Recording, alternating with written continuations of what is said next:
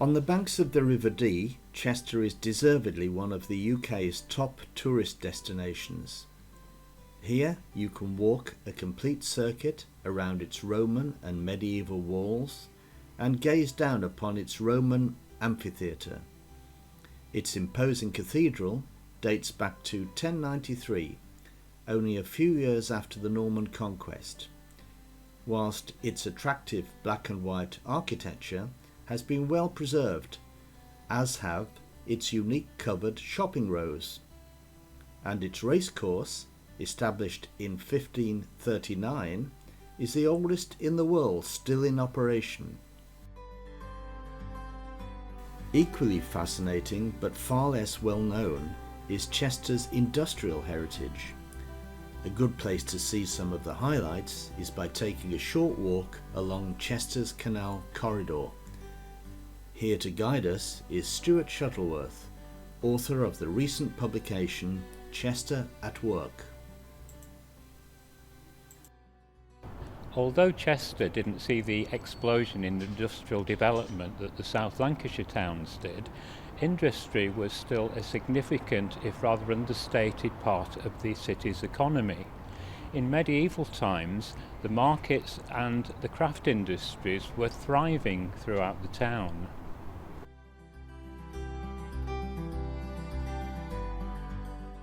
In these few images we demonstrate the breadth of industry throughout the history of Chester. Starting in medieval times, we see the influence of the guilds and view the river as a workplace. In contrast, we move through the centuries to view groundbreaking 20th century industries.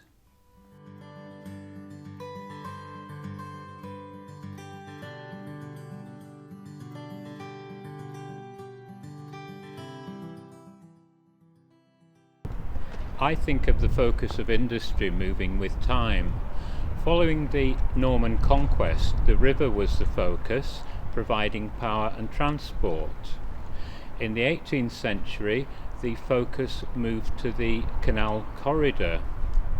In the 19th century, the railway area was the centre, and with the development of road transport in the 20th century, industry became much more widespread. Today we're going to concentrate on the industrial development along the canal corridor.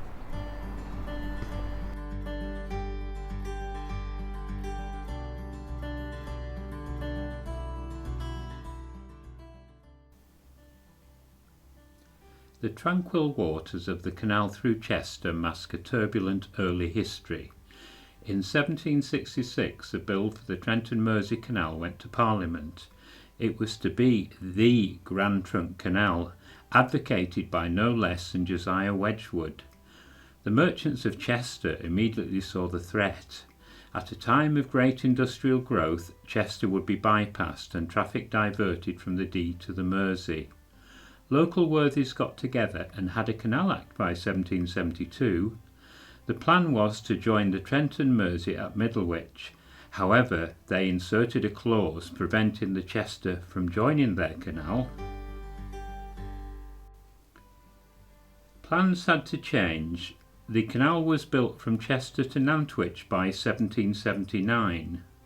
Fortunes for the canal in the early years were very mixed. There was some early traffic, agricultural products, packet boats from Beeston, but not sufficient to sustain a new canal. Salvation eventually came in the form of the Ellesmere Canal Company of 1791. Their grand scheme was to link the Severn at Shrewsbury with the Mersey, taking an independent route. They built the great aqueducts at Pontysalty and Chirk, a section near Frood, and the Wirral line to Ellesmere Port. The coffers, however, ran dry before completion, and they had to seek compromise. The Ellesmere already had a branch to Whitchurch, not a great distance from the Chester Canal near Nantwich. Negotiations were protracted, but eventually the link was opened in 1805. Traffic from the mineral-rich Trevor area could reach the Mersey by means of the Chester Canal. Finally, fortunes looked up for both companies. Our walk today begins at the Cow Lane Bridge, taking its name from the cattle market that once backed onto here. The pub opposite incorporates an old warehouse and stands on the site of the wharf.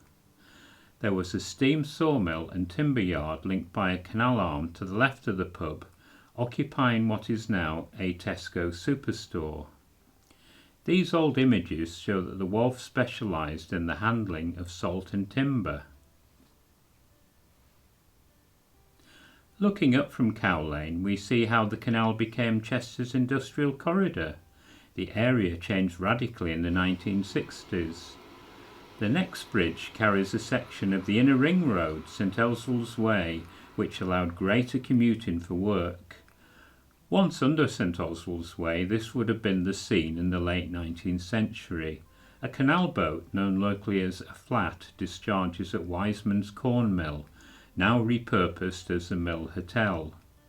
Following the repeal of the Corn Laws in the 1840s, with steam power available, half a dozen mills grinding grain for flour and animal feed were built along the canal here. By the First World War, however, the local industry was in decline due to technical changes and a harder type of grain being imported. We now come to the elegant Union Bridge built in the 1820s. On the bridge columns you can see the gouges made by the tow ropes from the time boats were pulled by horses. From Union Bridge we get a tantalising view of the steam mill. It was built by the Frost family in stages between the 1830s and the 1870s. They'd moved from D Mills on the river in 1819 to an old canal-side cotton mill. In 1881 they installed the first automated roller mill in the UK, which could process the harder wheat being imported from North America. Transshipment from ship to canal flat added to costs, so in 1910 they relocated to Ellesmere port. The building was then taken over by Milne Seeds, who used a blown air seed transport system inside.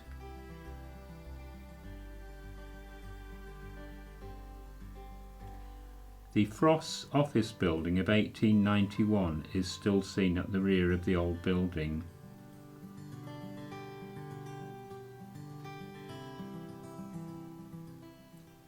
Crossing Union Bridge, we take a right.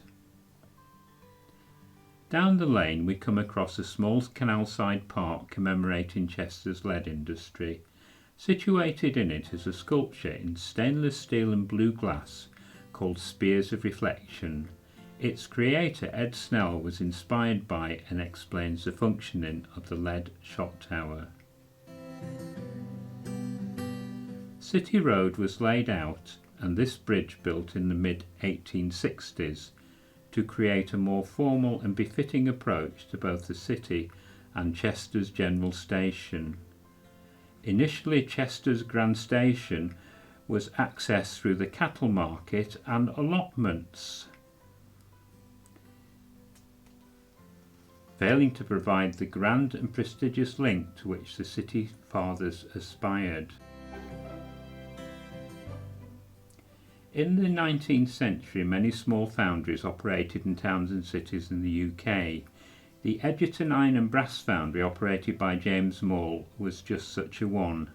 Towards the end of the century, foundries became larger and therefore fewer, but with greater levels of engineering skills. In City Road, the shoe factory of Messrs Collinson, Gilbert and Co. was built in the 1860s in the style of 40 years earlier. It was described as housing vast amounts of machinery and employing 250 hands who turned out 2,000 to 3,000 pairs of boots a week. Around 1875 the factory was taken over by Alfred Bostock and Co., a Stafford shoe firm, until 1892. The premises were then occupied by Mr Harker, rope, twine manufacturer and chandler, who has lent his name to the current pub. Walkers and Maltby set up the Leadworks on the bank of the canal in the 1780s. The works were to become the biggest manufactory in Chester and continue in production for 200 years. The Napoleonic Wars stimulated the building of a shot tower for the manufacture of pistol balls. In the tower, molten lead is passed through a sieve to form drops and allowed to fall. During the fall they become spherical and are solidified as they plunge into a vessel of water at the bottom. The availability of transport was a vitally important factor in deciding the location of the new works. Eventually there were railway sidings connecting with the crew line.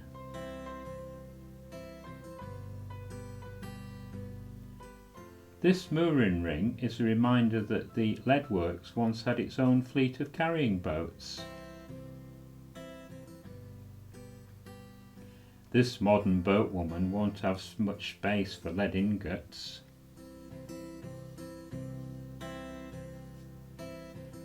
Retracing our steps, we head towards the Union Vaults, a reminder that the Chester Canal eventually became part of the Shropshire Union Canal system. We'll now take a walk down Edgerton Street. It was built speculatively in 1820 by the developer Thomas Lunt, together with Union Bridge. One of the first things we notice is a metal rain gutter. Clearing away the weeds, we can see it's made by Stanley, a local iron foundry in Chester. Founded around 1869, the firm started in a small way in George Street, grew modestly in the 19th century by exploiting opportunities in the region. Further down Edgerton Street, this school was built on the site of James Maule's foundry, where the metalwork for City Road Bridge was made. Given their proximity to the Leadworks, it's hardly surprising that they specialised in making manufacturing equipment for that industry.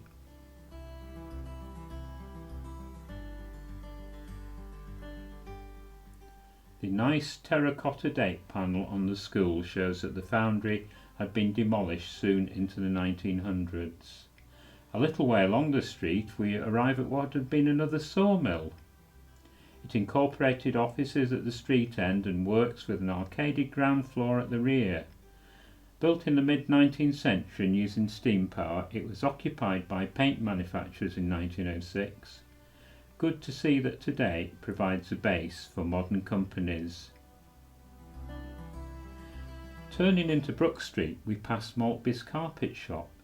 This was Stanley's works. In the 1880s they took over this former tannery and converted it. Note that the original frontage is still very much the same. Stanley's dealt with an extremely wide variety of jobs, ranging from repairing mangles to supplying 3 steam shunting engines for the Indian Railways. They continued working on this site into the late 1960s.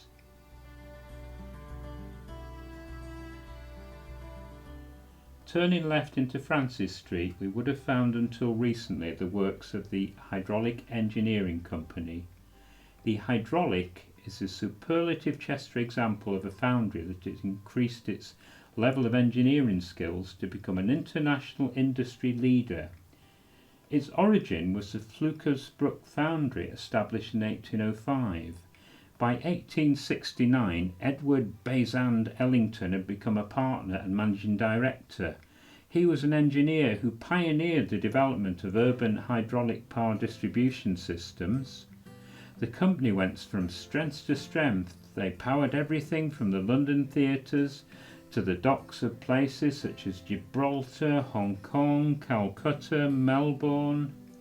On top of this, they built a huge range of hydraulic machinery for industry. The Hydraulic made a significant contribution to the First World War effort, rewarded by a visit made from King George V and Queen Mary in May 1917.